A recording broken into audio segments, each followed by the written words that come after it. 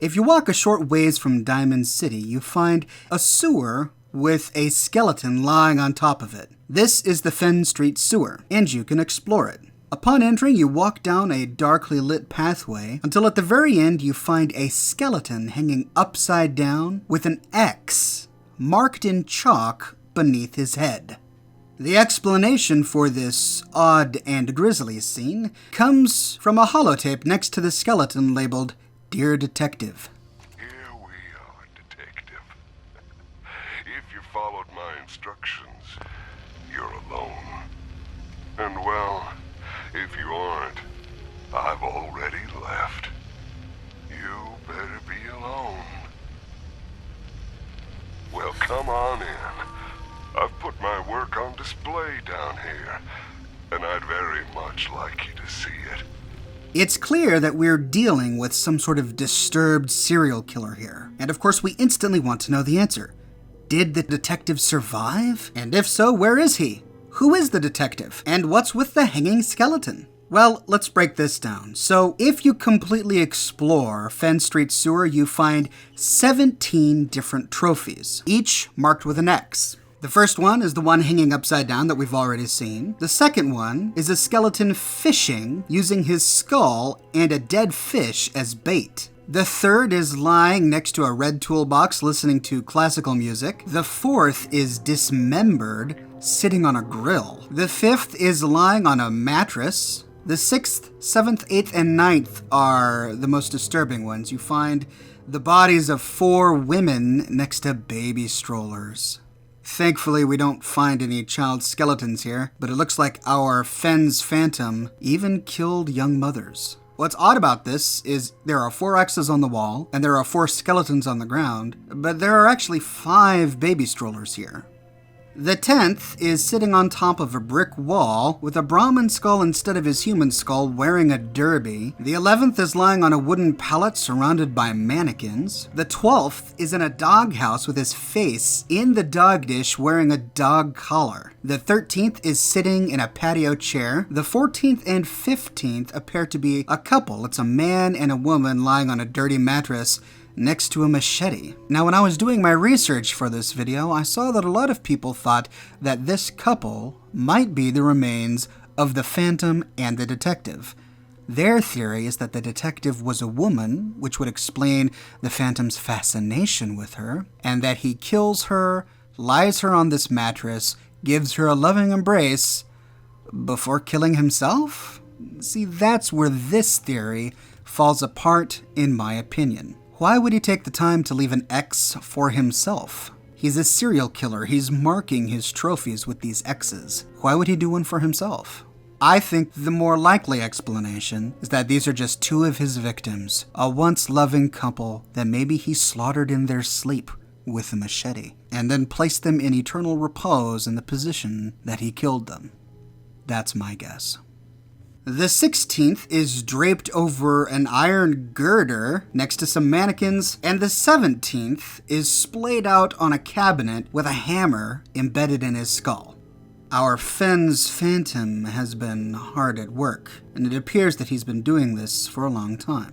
Long enough to attract the attention of the nameless detective whom he addresses so fondly in his holotape. So who is this detective? Well, the first name that jumps to mind is Nick Valentine, of course. He's the only detective we know of in the game. But there are problems with this theory. The first being that we already know the backstory to Nick Valentine, and he doesn't mention anything about meeting some psychotic killer or indeed even pursuing him under the Fen Street sewer. You would think that he would at least mention it. Well, maybe it was the original Nick Valentine, the police officer, the police detective, whose memories were placed into the synth robot that we know today. I don't believe that's possible either, because if you go through the Eddie Winter series of quests with Nick Valentine, we'll learn that the original Nick actually lived in Chicago. He didn't live here. He only came to Boston because he was specifically assigned to the Eddie Winter case and tasked with completing just that case, which means he spent all of his time working on the Eddie Winter case, and he didn't follow up with any other cases. Well, you could say that maybe he took on this case after the Eddie Winter case. But no, there was a lot of corruption in the police department. We find out that Eddie Winter was actually working with the local police as an informant, and then Eddie Winter went into hiding. The original Nick Valentine lost his wife/fiancée. She was murdered, and he started to suffer from PTSD, which is why he went to the Institute to begin with and had his brain scanned. He became a pariah in his department because he wanted to expose Eddie Winter, and he likely was transferred away. But the kernel of truth in this theory is that these bodies are probably over 200 years old. We're probably dealing with a mass murderer who lived before the bombs dropped. This idea hits us when we listen to his second holotape. I want you to appreciate your surroundings, detective. I can only be myself in a place like this. Life up there is exhausting. Every day you smile at people who don't care about you one way or another because that is what you do. Down here, I really get to live. I'm happy to share it with you today, detective. He talks about smiling, saying hello, greeting people, pretending to put on a happy face, which is a stereotype of the typical 40s and 50s culture that we remember today. Maybe he felt like that was an undue social burden, or maybe the solution is much more simpler. Maybe he worked at a grocery store, and he constantly had to be nice to people when he didn't really want to be. Maybe he was a door-to-door salesman, and he hated putting on a show. But that culture that he's describing doesn't exist after the bombs dropped. After the bombs dropped, everyone is struggling for survival. There's really not a situation where he just greets people day in and day out and puts on a smile and says hello and does his duty and then goes home. That world is gone. So I doubt very much that a psychotic serial killer would be complaining about that in this post-apocalyptic world.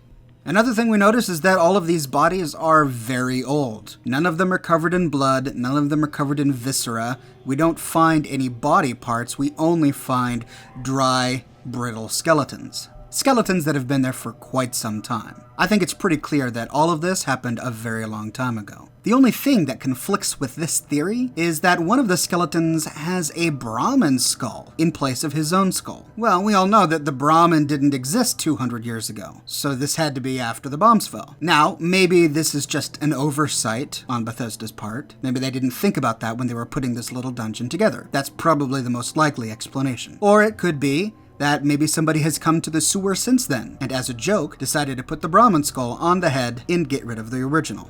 The Fens Phantom recorded a few more holotapes, and this is what they say. I am getting so anxious about our meeting, detective. You know, I think I have only ever wanted someone to know me. And really, I can't think of anyone who knows me as well as you do. I am your object of fascination, and you have become mine. It's humbling, detective. I didn't want to hurt you, detective. I didn't want to hurt you, but you hurt me first. Now I know you didn't mean those things you said, and I forgive you, detective. It doesn't matter anymore. Now, you're here with me. And we have all the time in the world to get to know each other. Disturbing stuff. Alright, let's piece together what we know. The Fens Phantom is a serial killer. He has put these bodies on display for the benefit of the detective that has been following him. He told the detective where he was at and has been expecting the detective to arrive. He arranges 17 skeletons in a playful way and marks each one with an X. There is one X over each skeleton and 4 X's where the 4 mothers were. The only deviation from this plan is near the very beginning with the fishing skeleton. There are 3 X's under this skeleton. But there's only one skeleton. What could this mean? Part of me wants to lean towards this being another Bethesda mistake because there's really no convincing explanation. The only explanation I can come up with is that he appears to assemble these bodies from spare parts. As you travel deeper through the sewers, you find cardboard boxes filled with skeleton pieces nicely and neatly organized by type. There's one box filled with arms, there's another filled with hands, he's got an entire stack of skulls. It appears like he's been killing people for some time and saving their skeletons organized by bone type. It then looks like he pieced them back together to put them on display for the benefit of the nameless detective. If that were the case, then maybe this skeleton at the top was composed of 3 different bodies. The only other explanation I can have for the 3 X's is that one X is for the skeleton fishing, one X is for the fish in the skull's head, and the other X is for the skeleton lying on top of the sewer, who might be the detective. Maybe the Fens Phantom sent his taunting message to the detective saying, "Meet me at the Fens sewer." He goes down to the sewer, he sets up this big display, but then the bombs drop. He waits for the carnage to go over, peeks outside, and he sees the body of the detective lying next to the sewer. The detective was right there at the sewer, but then the bombs dropped and he died. So maybe the Phantom goes back down into the sewer, leaves an X for the detective, and then goes on his merry way. Possible, but I don't like that because what he's doing is he's claiming a victory with each X. He puts up a beautiful display of bones, he leaves an X, almost like a signal of pride. I killed this. This is one of my victims. I was here. To do that for a man he didn't kill would be weird. I mean, yes, he did lure the detective to the Fen Street sewer. Had he not sent the detective the message, the detective wouldn't have been there and he might not have died. But it's not like he directly caused the death of the detective if that skeleton is the detective's skeleton, so I don't really buy that theory. The best theory that I can come up with is that the skeleton is made from many different bones, or that it's an oversight on Bethesda's part. I even toggled the free cam and swam around this area trying to find any other skeletons, and there just weren't any. Now, the sewer is inhabited by ghouls. I think this can be explained by the fact that there's so much nuclear waste in this sewer. Around every corner we find a bin of nuclear waste. I think these ghouls can be explained by people seeking refuge after the apocalypse. The bombs drop, and then over the next 200 years, people find their way to this sewer to seek shelter or to scavenge scrap, and they stay just long enough to turn into ghouls, where they stay for the rest of their lives until you, the sole survivor, comes along and dispatches them.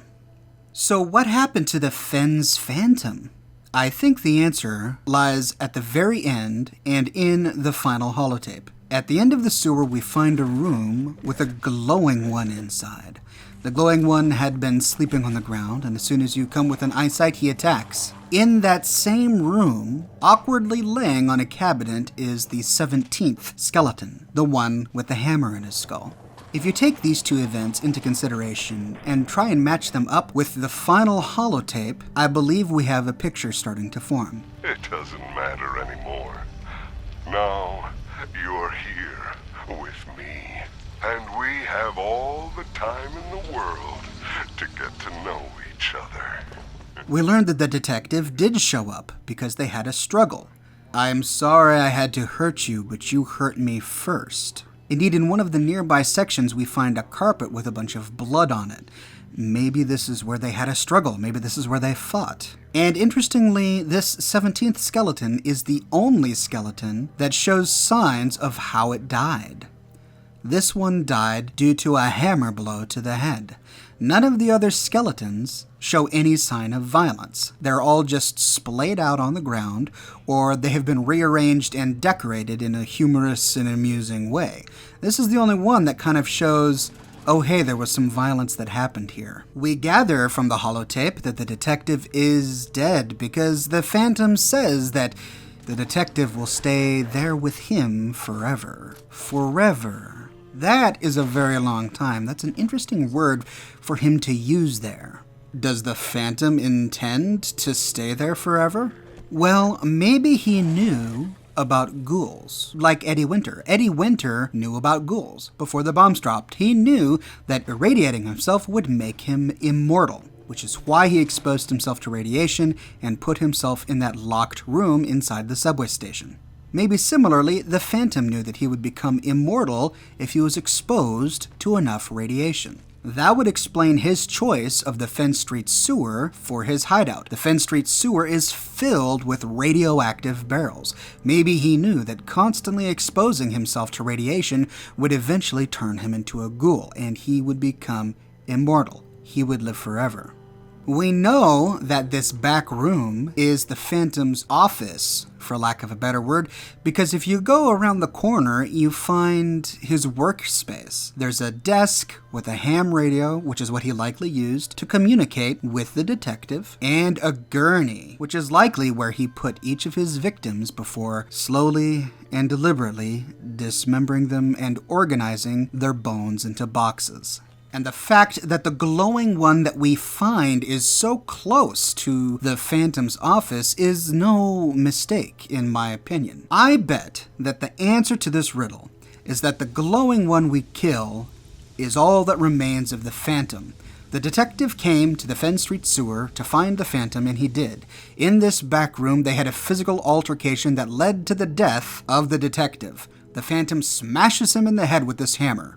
He records a loving farewell message on a holotape, but before he has time to dismember this skeleton and organize his bones neatly into boxes, he feels the feral ghoul inside beginning to take over. And eventually, over the span of 200 years, he becomes a glowing one. There is no smoking gun in this dark story, ladies and gentlemen, but if I had to put money on it, that would be my guess. But that is just one man's opinion. What do you guys think? Are there any parts to the story that I have overlooked? Do you have a better explanation for the 3 X's next to the fishing skeleton? Do you know why there was a Brahman skull on the skeleton of the man sitting on the wall? And do you think there is a better candidate for the detective than the man with a hammer in his head? Let me know in the comments section below. I read through all of your comments and I use them as inspiration for my new videos. I made this video because many people have asked for it. So leave your thoughts in the comment section and who knows, maybe I'll make a video just for you. I make a new video every single day of the week, so please subscribe for more Fallout 4 content. And if you like what I do and you want to support me in a more personal way, consider becoming one of my patrons on Patreon. Patreon subscribers gain access to my private Discord server and a bunch of other cool Oxhorn perks. But as always, more than anything, ladies and gentlemen, I'm just so glad that you're here watching. Thank you for watching and tune in tomorrow morning when I'll publish a brand new video.